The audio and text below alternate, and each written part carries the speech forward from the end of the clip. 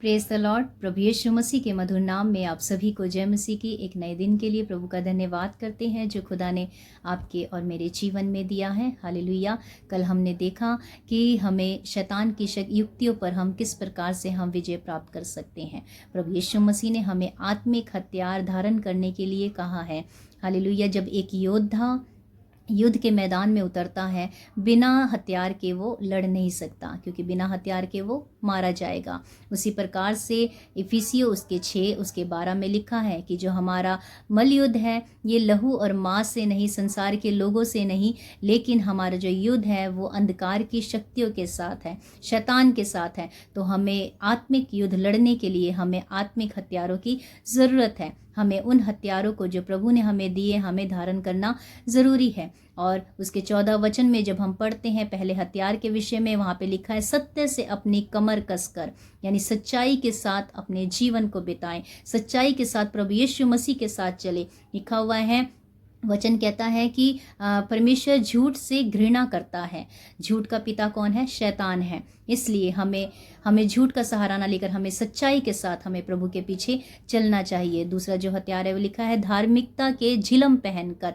हमें अपने स्वभाव में एक अच्छे स्वभाव को रखते हुए हमें बुरी संगति से बचकर हमें परमेश्वर में चलते रहना चाहिए। आगे है, और पाँव में मेल सुसमाचार की तैयारी के जूते पहनकर, यानी प्रभु के वचन को सुनाना, प्रभु के सुसमाचार को लोगों तक पहुंचाना, ये भी हमें करना ज़रूरी है। कई लोग ऐसे होते हैं जो प्रभु के वचन को सुनाने में वो शर्माते हैं, घबराते हैं, लेकिन नहीं, प्रभु हमें सिखाता है कि हमें प्रभु के वचन को हमें लोगों तक पहुंचाना है। ये प्रभु की आज्ञा है।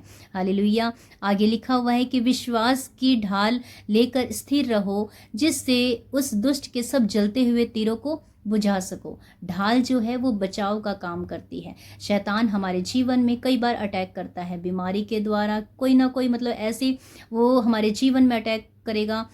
तो हमें विश्वास, यदि हमारे जीवन में मजबूत हमारा विश्वास है तो हम हर एक परेशानियों का, उन जो जलती हुए तीर जो शैतान हम पर अटैक करता है, हम उससे बच सकते हैं। इसलिए अपने विश्वास को हम प्रभु में मजबूत रखें।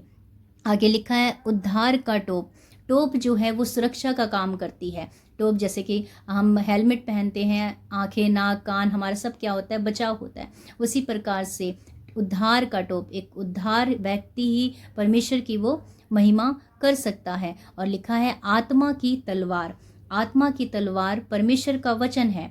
परमेश्वर के वचन को अपने जीवन में लेना ज़रूरी है। प्रभु के वचन को प्रतिदिन पढ़ना ज़रूरी है। जब तक आप वचन को नहीं पढ़ेंगे आप शैतान की युक्तियों का सामना नहीं कर पाएंगे।